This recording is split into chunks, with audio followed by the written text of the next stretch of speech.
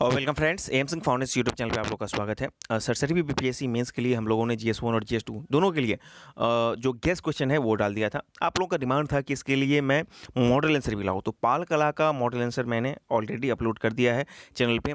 आज के वीडियो में हम लोग मौर्य कला को देखने वाले हैं, मौर्य कला के हर एक डायमेंशन को यहाँ पे देखेंगे। और महत्वपूर्ण चीज़ क्या है कि इस आंसर राइटिंग में मॉडल आंसर जो है आपको, उसमें मैं जो आरटीआई कॉपी है वो भी आपके साथ साझा करूँगा, जो मेरा खुद का अपना है, और मॉडल आंसर भी दूंगा। तो इससे आपके लिए बिल्कुल एक क्रिस्टल क्लियर कंसेप्ट बन जाएगा कि कैसे मौर्य कला को लिखना है। और निश्चित रूप से इस बार का ये क्वेश्चन बहुत ही फेवरेट क्वेश्चन है सरसठ बीपीएससी मेंस के लिए। मौर्य कला से संबंधित क्वेश्चन आपको पूछे ही जाएंगे, तो एक तरह से समझिए कि ऑलमोस्ट ये आउट क्वेश्चन है। तो प्रश्न क्या है आपको, मौर्य कला तथा भवन निर्माण कला की विशेषताओं को स्पष्ट कीजिए और बौद्ध धर्म के साथ इनके संबंध पर प्रकाश डालिए। ये 64वीं का है, ठीक है ना। अब मैं आपको सामने सबसे पहले अपना 64वीं का आरटीआई कॉपी दिखाता हूँ जो मौर्य कला से संबंधित था।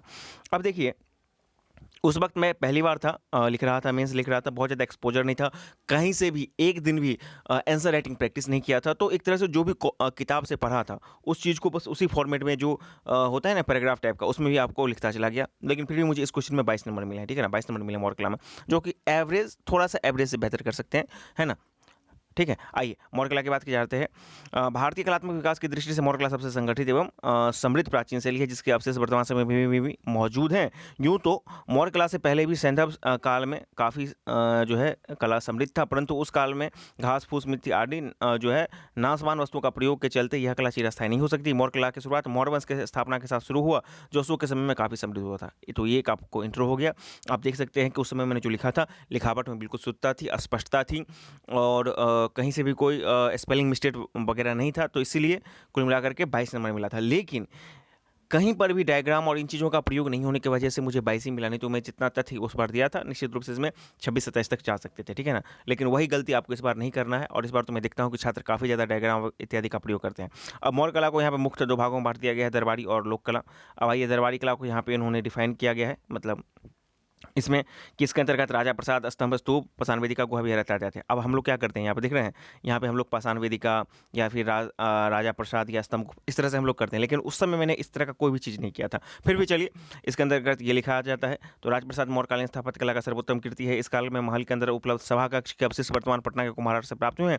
राजभवन 84 पाषाण खंभों पर खड़ा था, 140-20 फीट का विन्यास था। इसके फर्श एवं छत लकड़ी के बने थे तथा दीवारों पक्की ईंट का प्रयोग किया था। इसकी सुंदरता देखकर विदेशी यात्री ने इसकी तुलना सुसाग की पतना से की थी, और फाइयान ने इसे देव निर्मित कहा था। तो इस तरह से हुआ। अब वो राज दरबार हो गया। अब उसी को देखिए, ये जो पैराग्राफ फॉर्मेट में ही, अब मौर्य कला का सर्वोत्तम कीर्ति का उदाहरण स्तंभ, स्तंभ पर भाग है। स्तंभ का यहाँ पे जिक्र किया गया है। स्तंभ जो 20 से 50 फीट लंबा होता था, अधिकतम 50 टन वजनी होता था, एक आसन पत्थर का निर्मित होता था। इसके ऊपर उल्टे कमल पर विभिन्न पशुओं और जिसमें सिंह, बैल इत्यादि का आकृति बनी हुई थी। सारनाथ का स्तंभ इसमें सर्वोत्तम है। इसके शीर्ष पर अवस्थित सिंह शालीनता एवं यथार्थ अशोक के जीवन नीति का अनुरूप है। अब यहाँ पे देखिए, कहीं पर भी कोई स्तूप या स्तंभ का नहीं फोटो दिया गया है। अब तो छात्र देख रहे हैं कि इस तरह से देता है फोटो, इस तरह से देता है, बनाता है स्तंभ स्तूप, तो वो सब का मिसिंग था। नहीं तो निश्चित रूप से जितना चीज़ यहाँ पे लिखा गया था, इसमें 26 से कम या 27 नंबर तक जा सकता था, यदि इसमें थोड़ा सा डायग्राम, फ्लो चार्ट या फिर कुछ तस्वीरों का प्रयोग किया जाता था, नक्शा वगैरह का, ठीक है ना। तो उस चीज़ की यहाँ पे कमी है। बाकी कंटेंट शानदार है, तभी तो इसमें 22 नंबर मिला। समझ में रहे आप। स्तूप निर्माण की प्रक्रिया इस काल की प्रमुख देन है। भगवान बुद्ध से संबंधित विभिन्न घटनाओं पर आधारित स्तूप का निर्माण इस काल में दिया गया है, ठीक है ना। अब स्तूप की बात यहाँ पे की जा रही है, पाषाण वेदिका की बात की जा रही है। बौद्ध के यहाँ से प्राप्त पाषाण वेदिका के अवशेष अशोककालीन में, पाटलिपुत्र से 3 पाषाण वेदिका अवशेष अशोक के पूर्व मौर्यकालीन है, ठीक है ना। आइए, गुहा विहार निर्माण की प्रक्रिया शुरुआत भी इस काल में प्रमुख देन है। इसमें छत, दीवार चमकदार पॉलिश से होते थे। नागार्जुन पर 3 और बराबर पर 4 गुफाएं का जहाँ पर किया गया है, कर्ण चोपड़ा इत्यादि। अब आइए, और यहाँ पर क्या गया है, कर्ण चोपड़ा गुफा का निर्माण अशोक के शासनकाल के 19वें वर्ष में हुआ था। उपरोक्त सभी अपनी कलात्मक विशेषता के लिए जाना जाता है। अब लोक कला की यहाँ पे बात की जा रही है। दरबारी कला तो हो गया। अब लोक कला के अंतर्गत राज दरबार से बाहर स्वतंत्र कलाओं द्वारा विकसित लोक कला भी काफ़ी विख्यात था। परखम ग्राम से यक्ष, यक्षिणी, बेसनार, दक्षिणी दीदारगंज से 4 गिरहाने तथा पटना से नग्न जैन तीर्थंकर की मूर्ति इत्यादि सब कुछ डिटेल से यहाँ पे किया गया है, ठीक है ना। मथुरा, लिच्छवी, हस्तिनापुर। अब आइए, तो वो लोक कला का जिक्र कर दिया गया था। अब मौर्यकालीन भवन निर्माण कला की विशेषताएं, तो अब इसको देखिए, ये वाला सेक्शन थोड़ा सा बेहतर था क्योंकि यहाँ पे पॉइंट वाइज में दिया गया था, ठीक है ना। तो पॉइंट वाइज में दिया गया था, तो ये सेक्शन अच्छा था। मौर्य कला में अनेक भवन निर्माण शैली का विकास हुआ, जो कालांतर में बिहार समेत पूरे भारत में फैला। प्रथम बार पक्के ईंटों का प्रयोग हुआ था। मेहरबदार पद्धति से छतों का निर्माण शुरू हुआ था। घरों में डिस्क एवं रिंग शैली का सजावट प्रक्रिया शुरू हुई थी। भवन निर्माण में स्तंभों का प्रयोग देखने को मिला। ये सब आपको भवन निर्माण शैली का, क्योंकि ये प्रश्न 3 पार्ट में था। जो 64वीं में था, मौर्य कला की विशेषता, भवन निर्माण शैली, और फिर धार्मिक प्रभाव, 3 शैली था इस, मतलब 3 सेक्शन था इस क्वेश्चन का, तो सबको थोड़ा-थोड़ा जिक्र यहाँ पे कर दिया गया और ठीक-ठाक किया गया है, ठीक है ना? अब देखिए, बौद्ध धर्म के साथ मौर्य कला एवं निर्माण कला का संबंध निम्न रूप से हम समझ सकते हैं, ठीक है ना? भगवान बुद्ध की मृत्यु के बाद 8 स्तूपों का निर्माण हुआ, जिसके जीवन के विभिन्न घटनाक्रम, जन्म, मृत्यु, उपदेश आदि पर विषय पर स्तूप का निर्माण हुआ। स्तूप निर्माण शैली जो आगे चलकर अधिकांश बौद्ध धार्मिक भवन एवं मठ निर्माण का आधार बना और वर्तमान में बिहार, मध्य प्रदेश, महाराष्ट्र और विदेशों में भी जो है आपको विदेशों में भी मौर्य कालीन जो है निर्माण पद्धति का स्पष्ट संकेत मिलता है। अशोक के अधिकांश स्तंभ एवं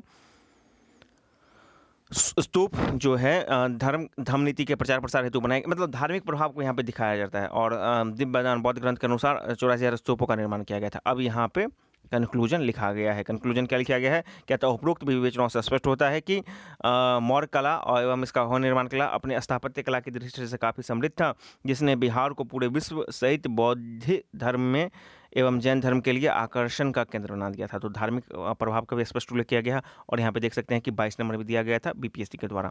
अब वही बात है कि इसमें थोड़ा सा, जैसे कि आपके स्टूडेंट जो भी प्रैक्टिस करते हैं इस तरह से स्तंभ का या फिर इस तरह से जो हरमीडा वगैरह जो होता है स्तूप का, इस सब का करते हैं, फ्लो चार्ट, डायग्राम चार्ट और कहाँ से मिलता है उसका यदि डायग्राम बना दिया, ये सब चार्ट इनपुट होता, तो निश्चित रूप से मैं तो 4 नंबर इसमें कम से कम मैं मानता हूँ ऐड हो जाता और ये 26 से 27 तक जा सकता था।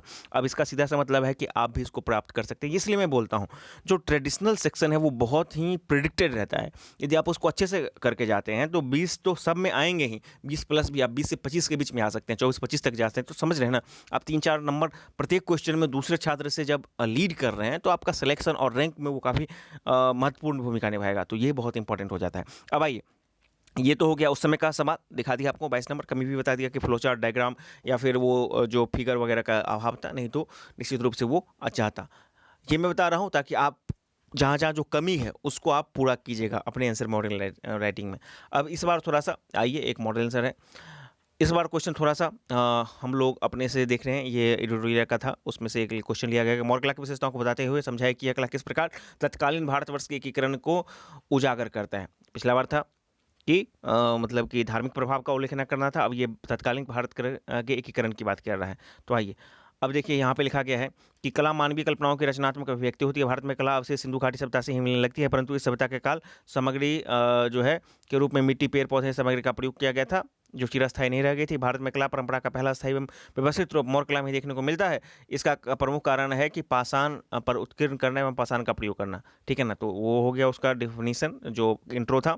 अब मौर्य कला को 2 रूप में देख सकते हैं। अब देखिए मौर्य कला का यहाँ पे कहीं पर भी उसमें क्वेश्चन में डायग्राम वगैरह नहीं बनाया गया था, लेकिन यहाँ पे बनाया गया है राजकीय कला या दरबारी कला, फिर इसको भी चंद्रगुप्त मौर्य जो है ना, कालीन, राजप्रसाद, अशोक कालीन स्तंभ एवं स्तूप और दशरथ कालीन गुफा, सबको स्पष्ट किया गया है यहाँ पे, ठीक है ना। और लोक कला में आइए तो यक्षिणी की मूर्ति एवं भवन इत्यादि। अब आइए राजा प्रसाद को इन्होंने शॉर्ट में डिफाइन करने की कोशिश किया कि पटना के कुम्हारा में 80 स्तंभों द्वारा निर्मित एवं अवशेष वर्तमान में भी देखने को मिलता है। विशेषताएं अब यहाँ पे बताया जा रहा है, देखिए कितने शानदार ढंग से इसको प्रेजेंट किया गया है, ठीक है ना। पाषाण एवं लकड़ी द्वारा निर्मित, सुरक्षा हेतु प्राचीर का निर्माण, तीर चलाने के लिए प्राचीर के बीच बीच में रिक्त स्थान, प्राचीर के चारों ओर गहरी खाई। अब एरियन के अनुसार जो है इसकी तुलना सूसा में दाना से की गई है, फायानी से देव निर्मित किया है। देखिए जिस चीज़ों को वहाँ पे लिखा गया था एक बिल्कुल पैरा में लिखा गया था, यहाँ से यहाँ, यहाँ से यहाँ, यहाँ से यहाँ पैरा में, उसको यहाँ पर तोड़ करके लिख दिया गया है ताकि प्रेजेंटेशन बढ़िया हो और उसको आप आराम से देखें। मतलब जो एग्जामिनर जो आपको नंबर बैठाएंगे आराम से देखेंगे और जब उनको स्पष्ट हो जाएगा तो ऑब्वियसली आपको क्वेश्चन को कॉपी को अच्छा मानेंगे। अब स्तंभ के बारे में, सम्राट अशोक द्वारा इसका निर्माण मुख्यतः बौद्ध धर्म के प्रचार प्रसार के लिए किया गया था, ठीक है ना।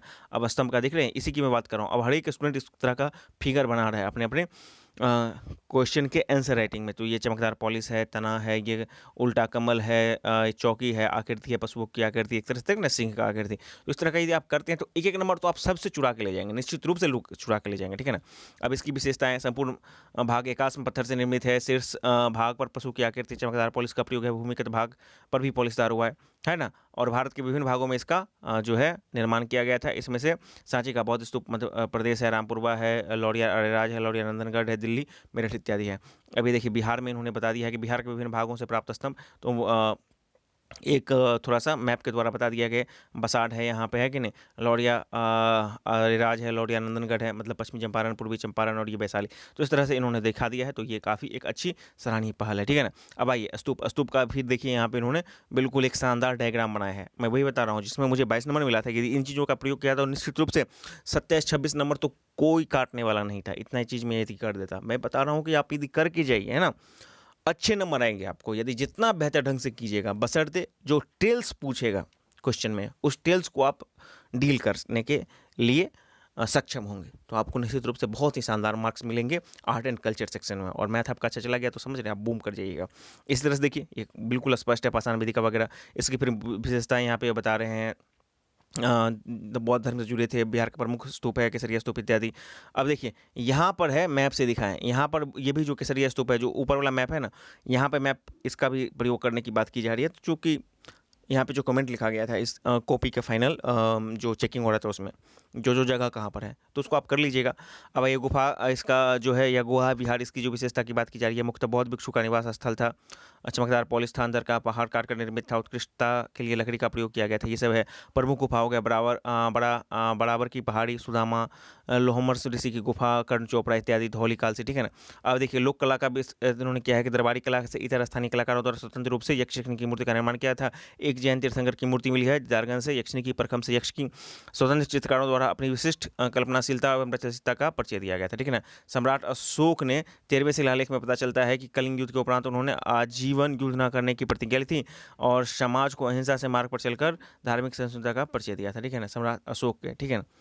अब आइए, जिस तरह से अब देख जो उसका जो था ना कि एकीकरण में किस तरह से भूमिका निभाता है, उसको इन्होंने यहाँ से लिखने की कोशिश की है, एकीकरण की बात की है। सम्राट अशोक के 13वें शिलालेख से पता चलता है कि कलिंग युद्ध के उपरांत उन्होंने आजीवन युद्ध न करने की प्रतिज्ञा ली, समाज को अहिंसा के मार्ग पर चलकर धार्मिक सहिष्णुता का परिचय दिया, ठीक है ना।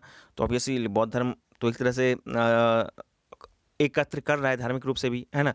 और आइए, जिस तरह से मौर्य कला में कला की उन्नत शैली का विकास हुआ, इसे देखने से स्पष्ट होता है कि इस पर बौद्ध धर्म का स्पष्ट प्रभाव था। धर्म के प्रचार प्रसार हेतु भारत के विभिन्न भागों में स्तंभ, स्तूप, गुफा, विहार का निर्माण किया गया था।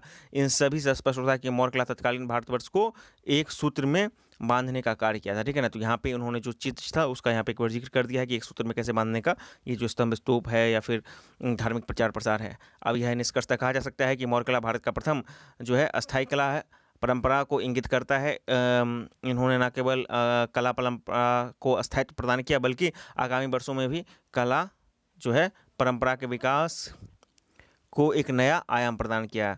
और जो है जो है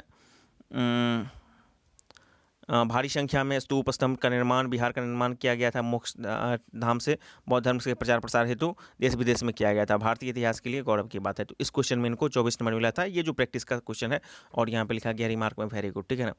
तो इस तरह से आप देख रहे हैं, एक में 22 मिला था और इस तरह से आप लिख दीजिएगा तो ये 24 से ज़्यादा ही आपको मार्क्स मिल सकता है वहाँ पर, ठीक है ना। हाँ, थोड़ा-सा ये जो बौद्ध धर्म का किस तरह से प्रभाव हुआ, एकीकरण में प्रचार किया, इसको और वो एलिब्रेट ढंग से मिलते, तो इसमें 2 नंबर कम से कम इनको 24 के बदले में 25 से 26 तक जा सकता था, लेकिन बहुत ही शानदार ढंग से लिखा गया है। अब मैं आपको बता रहा हूँ, मैंने दोनों आंसर दिखा दिया। पहला में बिल्कुल डाटा का और जो भी चीज़ें था रिक्वायरमेंट सबका भरपूर प्रयोग किया गया था। जो क्वेश्चन का डिमांड था, टेल था, उसका भी किया गया था, लेकिन उसमें ना डायग्राम का प्रयोग किया गया था, ना मैप का प्रयोग किया गया था, ना ही फ्लो चार्ट किसी चीज़ का नहीं प्रयोग किया गया था, तो वो कमी था। सेकेंड वाले क्वेश्चन में आपको दिखा दिया है कि उन सब का भर भर के प्रयोग किया गया और आंसर भी काफ़ी आकर्षक बन के आया है। और जो टेल्स है उसको भी थोड़ा सा जो टच करने की कोशिश की, उसको थोड़ा सा और डिलीवर करते तो 25 से 26 हो जाता। तो आपको इस तरह से अब जो सेकंड वाला है उस तरह से अकॉर्डिंग अपना आंसर तैयार कर लीजिएगा। और ये क्वेश्चन बहुत ही इंपॉर्टेंट है और हमेशा तैयार रहिएगा कि ये आपके साथ जो भी क्वेश्चन पूछेगा टेल्स में वो आप देने के लिए सक्षम हो। तो उसके लिए आपको जो पूर्व नॉलेज है वो आपको काम करेगा। तो आज की वीडियो में इतना ही। चैनल को सब्सक्राइब करें, वीडियो को अधिक से लाइक शेयर करें। Thank you very much for watching this video.